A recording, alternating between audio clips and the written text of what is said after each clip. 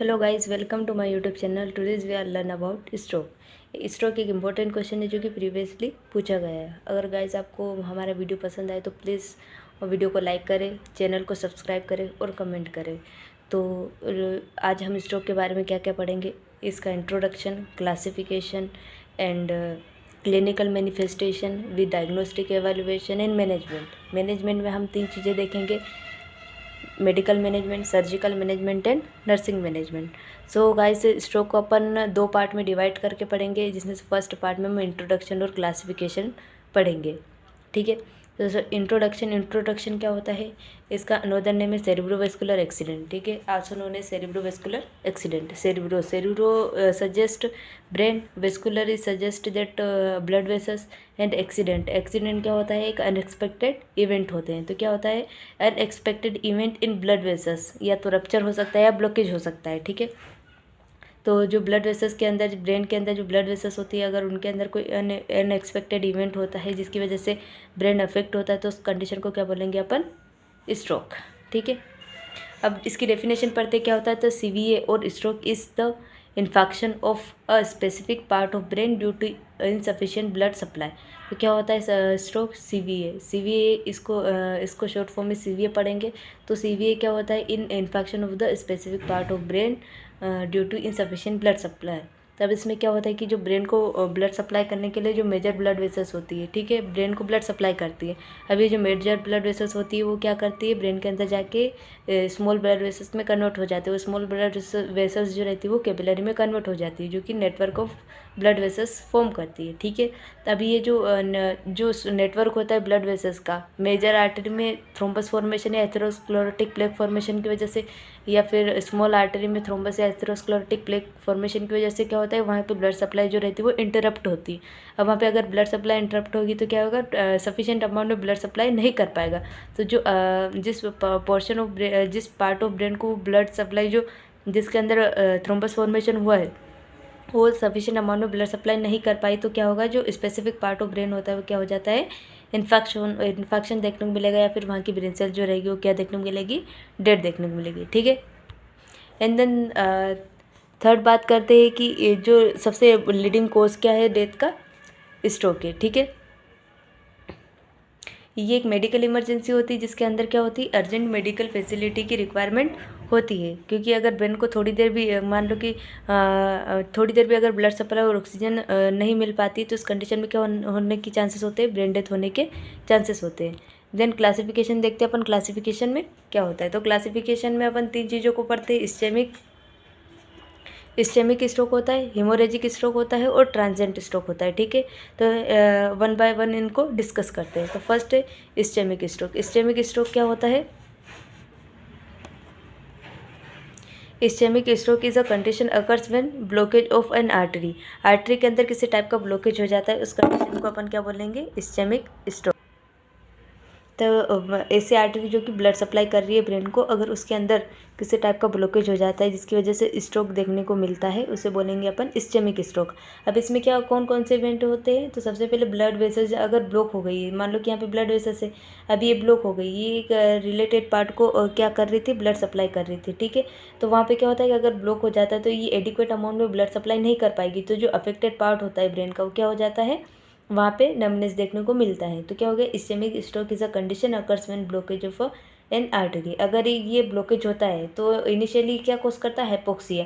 लेकिन अगर ये अगर कंडीशन कंटिन्यूस रहती है तो क्या किस चीज़ को जनरेट करेगा, इस्चीमिया अगर कंटिन्यूस रहा तो किसको जनरेट करेगा, इन्फेक्शन। इस्चीमिया और इन्फेक्शन में क्या डिफरेंस होता है, तो इस्चीमिया एक लोकलाइज्ड एरिया में ब्रेन सेल डेथ होगी, और जो इन्फेक्शन होता है वो क्या होगा, एक लार्जर एरिया में ब्रेन सेल डेथ होगी। ठीक है, इनका अनदर नेम क्या है, ब्रेन अटैक होता है। ठीक है, ब्रेन अटैक जैसे कि हार्ट अटैक होता है, ब्रेन अटैक होता है। इनकी जो पैथोफिजियोलॉजी होती है वो क्या होती है, सिमिलर होती है। जैसे कि अगर ब्रेन की जो ब्लड वेसल्स होती है, अगर वहाँ पे अगर एथेरोस्क्लेरोटिक प्लेक की वजह से या फिर किसी ब्लॉकेज की वजह से ब्लड सप्लाई नहीं हो पाता है ब्रेन की सेल्स को, तो जिसकी वजह से क्या देखने को मिलता है अपन को, इन्फेक्शन। सिमिलरली वैसे ही जो हार्ट की में जो एक स्पेसिफिक टाइप की जो ब्लड वेसल्स होती है जिसको अपन क्या बोलते हैं, कोरोनरी आर्टरी बोलते हैं। ठीक है, तो कोरोनरी आर्टरी के अंदर अगर किसी टाइप का ब्लॉक हो जाता है या फिर एम्बोलाई फॉर्म हो जाता है, जिसकी वजह से ब्लड सप्लाई प्रॉपर नहीं कर पाता। जो हार्ट की सेल होती है क्या होने लग जाती है, डेड होने लग जाती है। तो इनकी पैथोफिजियोलॉजी सिमिलर है, ठीक है। Brain attack causes a sudden loss of function, जिसके अंदर क्या होता है, ये ब्रेन अटैक होता है, जिसके अंदर क्या होता है कि अगर एम्बुलाई की वजह से या फिर एथेरोस्क्लेरोटिक प्लेग की वजह से क्या हो जाता है, ब्लड सप्लाई प्रॉपरली नहीं मिल पाती है। तो वहाँ पे जो फंक्शन कर रहा होता है, जो स्पेसिफिक पोर्शन ऑफ ब्रेन जो स्पेसिफिक फंक्शन परफॉर्म कर रहा होता है, वो क्या होगा, डिस्टर्ब होगा। तो यही इसमें बताया गया है। देन हम देखते हैं इस्चेमिक स्ट्रोक के कोजेस क्या क्या हो सकते हैं, जैसे कि large artery thrombosis. Large artery जो कि लार्ज आर्टरी मतलब जो मेजर ब्लड वेसल्स होते हैं, वहाँ पे अगर किसी टाइप का ब्लॉकेज हो गया है, तो जिसकी वजह से क्या देखने को मिलेगा, लार्ज आर्टरी थ्रोम्बोसिस, जिसकी वजह से क्या होगा, एडिक्वेट ब्लड सप्लाई नहीं होगा। अगर एडिक्वेट ब्लड सप्लाई नहीं होगा तो वहाँ पे क्या होगा, ब्रेन सेल डेड होने लग जाएगी। स्मॉल आर्टरी थ्रोम्बोसिस देखने मिला। स्मॉल आर्टरी में अगर किसी टाइप का थ्रोम्बोसिस फॉर्म हो गया है, तो थ्रोम्बोसिस की वजह से ब्लड सप्लाई प्रॉपर नहीं होगा, और वहाँ पे अपन को क्या देखने मिलेगा, इस्कीमिया हाइपोक्सिया देखने को मिलेगा, ठीक है। Cardiogenic stimuli, cardiogenic एम्बुलाई।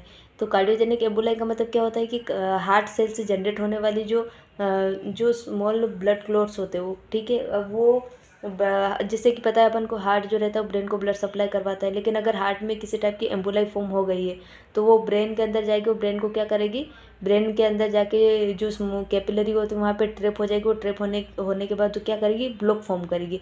अब ब्लॉकेज की वजह से क्या होगा कि आगे वो सफिशिएंट अमाउंट में ब्लड को सप्लाई नहीं कर पाएगा। अगर सफिशिएंट अमाउंट में वो ब्लड को सप्लाई नहीं कर पाई, जिसकी वजह से क्या देखने को मिलेगा, अपन को क्लोट देखने को मिलेगा, ठीक है। अब क्रिप्टोजेनिक का मतलब क्या होता है कि बहुत सारे ऐसे कॉजेस होते हैं, मतलब बहुत सारी ऐसी कंडीशंस होती है जिसके अंदर अपन इस्चेमिक स्ट्रोक होने का पता नहीं कर सकते, ठीक है। बहुत सारी ऐसी सिचुएशंस होती हैं। अब इसकी पैथोफिजियोलॉजी जानते हैं, पैथोफिजियोलॉजी क्या होती है। तो पैथोफिजियोलॉजी अब देखते हैं, due to etiological factor. Etiology में अपन ने ऊपर पढ़ा कि लार्ज आर्टरी थ्रोम्बोसिस हो सकता है, स्मॉल आर्टरी थ्रोम्बोसिस हो सकता है, और इसके अलावा बहुत सारे रीज़न हो सकते हैं, जैसे कि हाइपरलिपिडीमिया की कंडीशन हो गई है, हाइपर कोलेस्ट्रीमिया, या फिर एल्कोहल इंटेक ज़्यादा कर रहा है, फिर स्मोकिंग की वजह से ये कंडीशन भी डेवलप हो सकती है, ठीक है। अब जो हाइपरलिपिडीमिया और जो हाइपर कोलेस्ट्रीमिया की वजह से क्या होगा, एथेरोस्क्लेरोटिक प्लेग बनेगा, या फिर हाइपरटेंशन की वजह से क्या बनेगा, एथेरोस्क्लेरोटिक प्लेग बनेगा। अभी ये जो एथेरोस्क्लेरोटिक प्लेग जो होता है वो क्या करता है, ब्लड सप्लाई को डिक्रीज कर देता है। Decreased blood flow to the brain के अंदर ब्लड फ्लो को क्या करेगा, डिक्रीज करेगा, जिसकी वजह से जो ब्रेन टिश्यूज रहेगी वहाँ पे क्या देखने मिलेगा अपन को, अब ब्लड फ्लो तो डिक्रीज हो गया, जिसकी वजह से क्या, ब्लड के अंदर क्या था, ऑक्सीजन और न्यूट्रेंट थे। अब ऑक्सीजन, जब ब्लड ही नहीं पहुँच पा रहा तो ऑक्सीजन भी नहीं पहुँच पाएगी। अगर ऑक्सीजन नहीं पहुँच पाएगी, जो ब्रेन सेल्स होती है वहाँ पे क्या होगा, ऑक्सीजन की कमी हो जाएगी। तो PaCO2 is increased and PaO2 is decreased.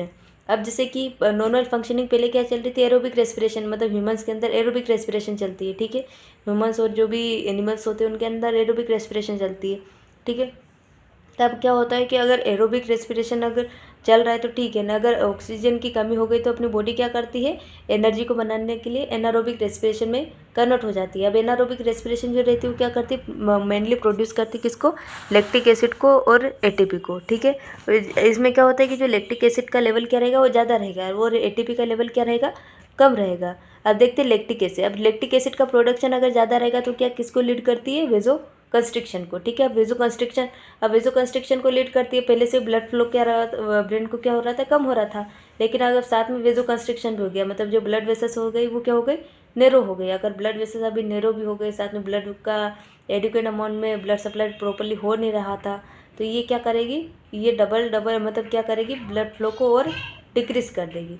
और साथ में दूसरा काम क्या होता है, दूसरा क्या करेगी, ये ATP के फॉर्मेशन को कम कर देगी। मतलब जो ATP जो नॉर्मल बनना चाहिए था, एनारोबिक रेस्पिरेशन में यही होता है कि ATP का लेवल क्या होता है, कम होता है। मतलब 2 ATP बनेगी और साथ में लैक्टिक एसिड बनेगा। अब लैक्टिक एसिड जो रहेगा वेजो कंस्ट्रिक्शन को कॉज करेगा, और ATP कम बन रही है तो क्या होगी, नर्व सेल जो रहेगी वो अपना फंक्शन प्रॉपरली नहीं कर पाएगी। तो मतलब डिपोलराइज होना था उसको नर्व सेल को, लेकिन वो नहीं हो पाएगी, जिसकी वजह से वहाँ का फंक्शन क्या होगा, डिमिनिश्ड हो जाएगा। एंड देन क्या अपन को देखने को मिलेगा, इन्फेक्शन। अब इसमें क्या होगा, जैसे पहले अपन ने पढ़ा था कि वहाँ पे नर्व सेल जो रहेगी वो डिपोलराइज नहीं हो पाएगी, जिसकी वजह से क्या होगी, डिमिनिश्ड, ये unable to nerve function, nerve जो नॉर्मली फंक्शन कर पा रही थी वो क्या होगा, कम कर देगी, जिसकी वजह से इन्फेक्शन जो अफेक्टेड ब्रेन एरिया होता है वो कहाँ क्या देखने मिलेगा, वहाँ पर इन्फेक्शन देखने को मिलेगा, ठीक है। एंड देन अपन देखते हैं साइन एंड सिम्टम या क्लिनिकल मैनिफेस्टेशन ऑफ इस्चीमिया। तो फर्स्ट क्लिनिकल मैनिफेस्टेशन क्या देखने को मिलेगा, नमनेस और वीकनेस देखने को मिलेगी, ठीक है। नमनेस देखने को मिल सकती है, वीकनेस देखने को मिल सकती है, कहाँ पर, फेस, आर्म और लेग्स के ऊपर, ठीक है। ठीक है, क्यों होगा, क्योंकि वहाँ पे क्या होगा, सडनली ब्लड सप्लाई क्या हो गई, स्टॉप हो गई है, ठीक है। तो जो पर्सन रहेगा वो अपनी सेंसरी और मोटर फंक्शन को परफॉर्म नहीं कर पाएगा, ठीक है।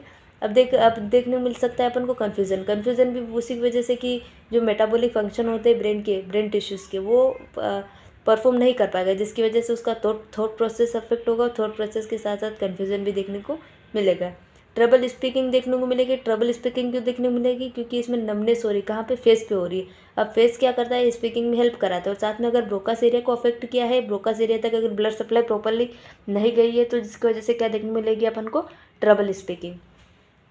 विजुअल इम्पेयरमेंट क्यों होगा, क्योंकि क्या होता है कि जो विजन में जो हेल्प करवाने वाली ऑप्टिक नर्व होती है, ठीक है, ऑप्टिक नर्व भी अपना फंक्शन परफॉर्म नहीं कर पाएगी, क्योंकि ब्लड सप्लाई प्रॉपरली नहीं हो रही है, ब्लड सप्लाई नहीं हो रही है, जिसकी वजह से क्या होगा, ऑक्सीजन और न्यूट्रिएंट की कमी की वजह से क्या होगा, ऑप्टिक नर्व जो रहती है वो अपना फंक्शन प्रॉपरली परफॉर्म नहीं कर पाएगी, जिसकी वजह से क्या होगा, जो सिग्नल जो ट्रांसमिशन होगा वो क्या होगा, डिस्टर्ब होगा। डिफ़िकल्टी इन वॉकिंग में डिफ़िकल्टी होगी, क्योंकि मोटर और जो सेंसरी एरिया होता है ब्रेन का वहाँ पे अफेक्ट होगा। अफेक्ट होने की वजह से क्या देखने को मिलेगा अपन को, वॉकिंग में डिफ़िकल्टी। डिजीनेस देखने को मिलेगा, क्यों मिलेगा, क्योंकि वहाँ पे क्या होता है कि जो अपना ब्रेन होता है वहाँ पे इंट्राक्रेनियल प्रेशर बढ़ जाता है। अगर इंट्राक्रेनियल प्रेशर बढ़ेगा तो कीमोटैक्टिक जोन को भी अफेक्ट करेगा। अगर जैसे कि इंट्राक्रेनियल प्रेशर क्या होगा, जिसको आईसीपी बोलते हैं, ठीक है, अगर बढ़ेगा तो जिसकी वजह से क्या होगा, कीमोटैक्टिक जोन, जिसको सीटीजेड बोलते हैं, कीमोटैक्टिक जोन जो रहेगा वो क्या होगा, अफेक्ट होगा। अभी कीमोटैक्टिक जोन जो होता है वो क्या करता है, रेगुलेट करता है, और वो रेगुलेट करता है और वोमिटिंग सेंटर के लिए रिस्पॉन्सिबल होता है। क्या होता है ये, वोमिटिंग सेंटर होता है, ठीक है। अगर यहाँ पे ये अफेक्ट हुआ तो क्या देखने को मिलेगा अपन को, डिजीनेस, नोजिया और वोमिटिंग देखने को मिलेगा। Loss of balance and coordination, अगर पर्सन जो रहेगा अपने मोटर फंक्शन और सेंसरी फंक्शन को ही परफॉर्म नहीं कर पा रहा है तो क्या करेगा, वो अपने बैलेंस को लॉस कर देगा या फिर कोऑर्डिनेशन नहीं कर पाएगा। सडन एंड सीवियर हेडेक देखने को मिलेगा, ठीक है। एंड देन इसका ट्रीटमेंट देखते हैं अपन, ट्रीटमेंट क्या क्या होता है। तो ट्रीटमेंट में मेनली इसमें क्या करते हैं, थ्रोम्बोलाइटिक थेरेपी यूज़ करते हैं, ठीक है। इसके अलावा इसका प्रिवेंशन कैसे कर सकते हैं, प्रिवेंशन अपन एक्सरसाइज करके मतलब प्रिवेंशन में क्या क्या आएगा, एक्सरसाइज करना, पर्सन को एक्सरसाइज करना है, ओबेस है तो उसको वेट लॉस करना है, जो अपनी लाइफ स्टाइल होती है लाइफ स्टाइल को इम्प्रूव करना है, और जो डाइटरी हैबिट को भी इम्प्रूव करना है। सो थैंक यू दोस्तों, अब नेक्स्ट पार्ट अपन नेक्स्ट वीडियो में डिस्कस करेंगे।